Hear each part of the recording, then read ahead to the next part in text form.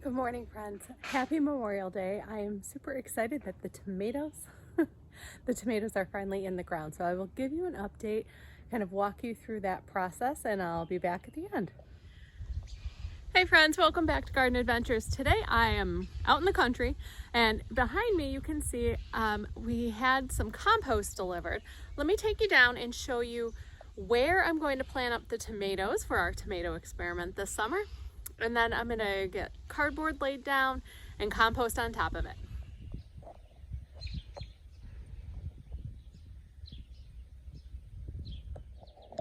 Alrighty, we are standing on the yard, and down below is the vegetable garden.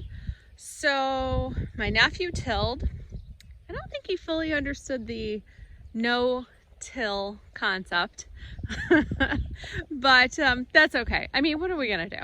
So my plan is to lay cardboard in a row this way, and then I will get a wheelbarrow, or if my nephew gets home, he'll help me with the tractor and put the compost on top of the cardboard. I'm gonna try to do a couple of wide rows so that the cardboard will be in the walking path as well. I have no idea how big this space is. It's a good size garden. I would say it's probably 50 feet by 50 feet. I was gonna do 25-foot rows, so maybe I can just do one row of tomatoes, but we'll see. Before starting to put the cardboard down, I did put down some plant tone straight down onto the native soil. And now I'm putting, it was like craft paper that came packing with the cardboard, so I laid that down first, and then my cardboard layer. I did not bring enough to do both the pathway and the rows, so I started with the rows. My nephew did come home and helped get the compost down there. I wasn't expecting him to put all of the compost just in those 2 rows, so we need to fix it. I'm back, it's a new day. I'm just kind of taking a look at how deep the compost is and realizing I'm gonna have to move some of it. Now my sister-in-law has already planted in a couple of rows. She kind of marked out where she wants the other rows to go. So I will be moving some of the compost to those rows just to enrich that soil as well. But I also need to lay cardboard down in the walking path so we don't get weeds growing there. So starting out by putting the cardboard down in the middle, my nephew came home from work, so he said he would help us. My mom is here assisting as well, and my other nephew is home from school, so he is going to work on the irrigation that I got from Gardener's Supply. So all of this is all going on at the same time. My nephew got the tractor so that we could put stakes in because I do want to do the Florida weave. So we put 3 stakes in each of the rows.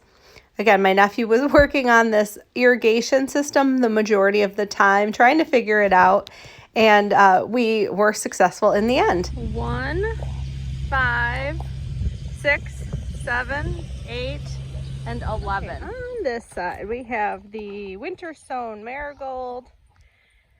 This is the January winter sown beefsteak tomato. Continuing with beefsteak, that is February winter sown. Then the beefsteak tomato started indoors. Looking a little crispy. Okay, then we move on to cherry tomatoes. This is the February winter sown cherry tomato. The indoor started cherry tomato. Then the February started grape tomato. March grape tomato. Indoor started grape tomato.